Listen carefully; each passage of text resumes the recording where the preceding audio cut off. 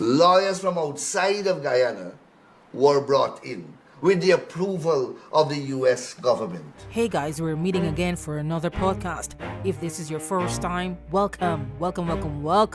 You are now officially part of the Final Takeaway. Like this video and subscribe to this channel if you're enjoying our content. And do feel free to share all across Facebook, Twitter, etc., etc. Also, before we jump into today's topic, we want to thank all of you who take the time to come to our channel, watch our content, and engage with us in a mature way. That being said, I have to say somebody found themselves in a hot seat. Guess who allegedly? Guess who hired the attorneys, the lawyers who are prosecuting Azruddin and Nizar Mohamed's extradition case? Somebody isn't telling the truth, and we really don't want to resort to using the truth serum. We don't want to do that. But if we have to, then so be it, okay? We don't want to have to force anybody to take the truth serum because we want to get to the bottom of this and we want the real facts. We want the real facts, not the fiction, okay? Also, I hope you'll stay to the end of this video because we have a lot to unpack about the lawyers who are seeking to turn the Mohameds over to U.S. law enforcement and why the local U.S. Embassy might have Attorney General Anil Nandlall walking back something he said that may be wholly or partly untrue. Of course, we have the video clips to prove it. All I can say is what in the world is going on in Georgetown? More specifically, within the walls of the Attorney General's chambers. We've been reliably informed that the United States Embassy is fact-checking a claim made by Attorney General Anil Nandlall during a recent interview aired online. During the interview, Nandlall sought to clarify what he said were public misconceptions and misunderstandings about certain aspects of the extradition proceedings involving local businessman Nizar Mohamed and his son Azruddin Mohamed. But now it's looking as if somewhere along the line the facts and fiction got mixed up. Speaking to the public, Nandlall claimed that people were being misled to believe that the Guyana government hired the Jamaican lawyers seeking to convince the court in Guyana to send the Mohameds to the U.S. for trial in an attempt to distance the People's Progressive Party government from this case. Nandlall told us that the attorneys are representing the U.S.'s interest, not Guyana's interest, since it is the U.S. that wants the Mohameds. That would make perfect sense if it were true. Again, we're not saying that Nandlall is lying, but based on what we're about to tell you, you can decide for yourself. So we're going to stick a pin here and I'm going to bring in Nandlall so he can explain who's representing who and why. In extradition proceedings, the request comes from a foreign state. In this case, it is the U.S. government. The lawyers who are prosecuting this request are representing the interest of the United States of a government. The requesting state is whose interest is being prosecuted. So most naturally, they have a say in who will represent their interest. The country to whom the request is made discharges the obligation of providing that legal counsel, that legal representation, obviously with the approval of the U.S. authority.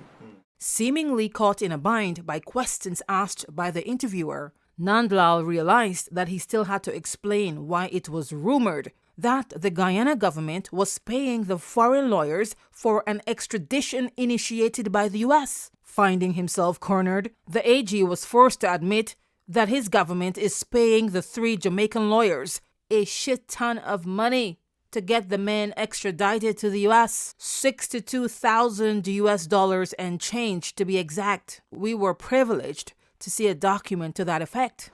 And yes, the government of Guyana has to pay for that.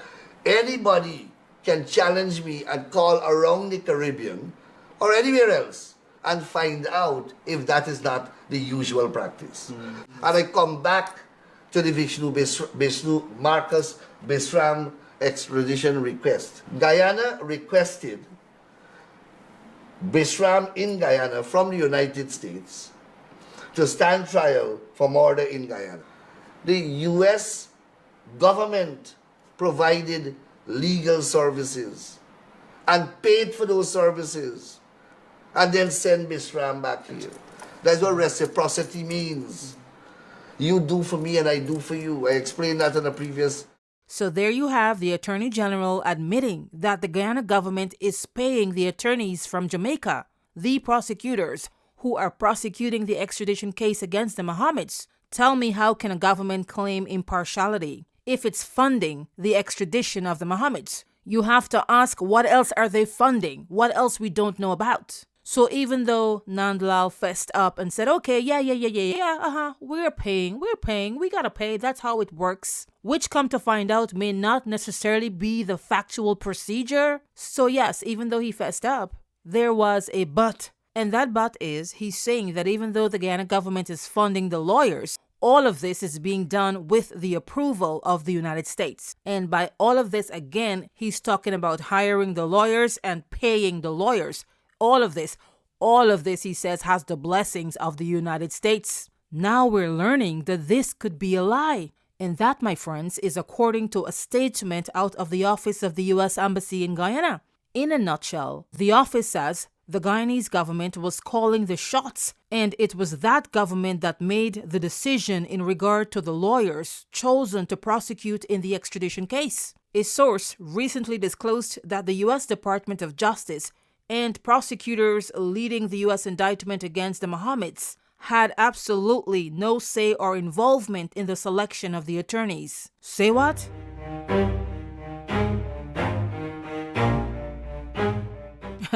You hear what I say? The U.S. is distancing itself from claims that it participated in the selection of the lawyers from Jamaica. That's what I say. That what me say. Me said that the Jamaican lawyers are being paid by the Guyana government.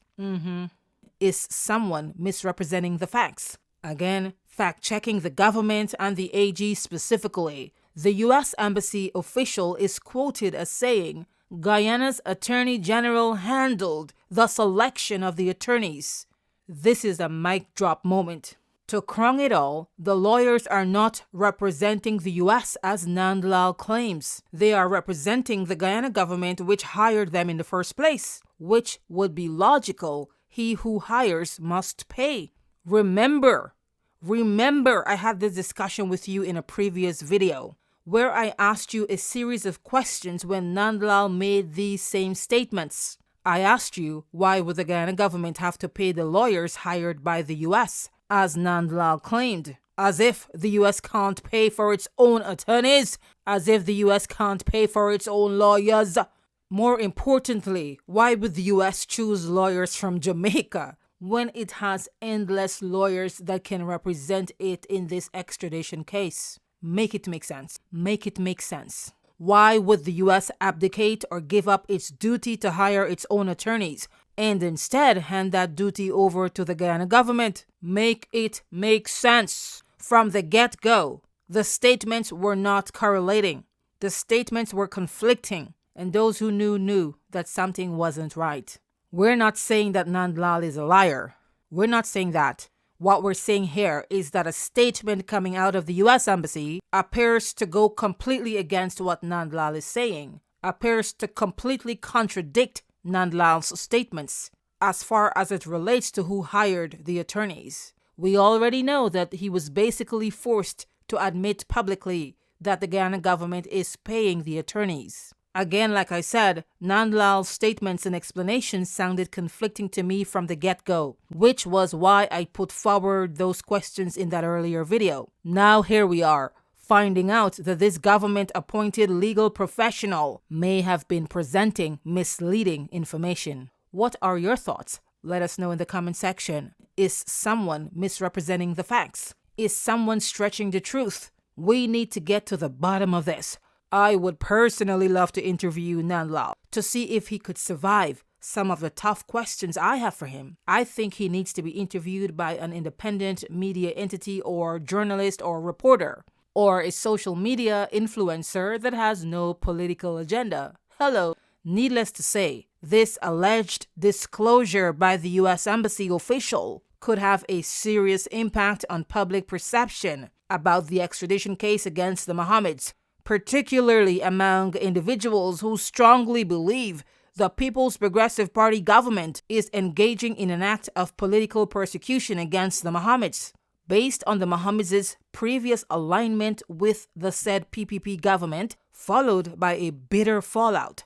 Some critics say the charges against the men both in Guyana and the US may have been the work of officials in the inner circle of the government as a form of payback for whatever beef they have with the Mohameds.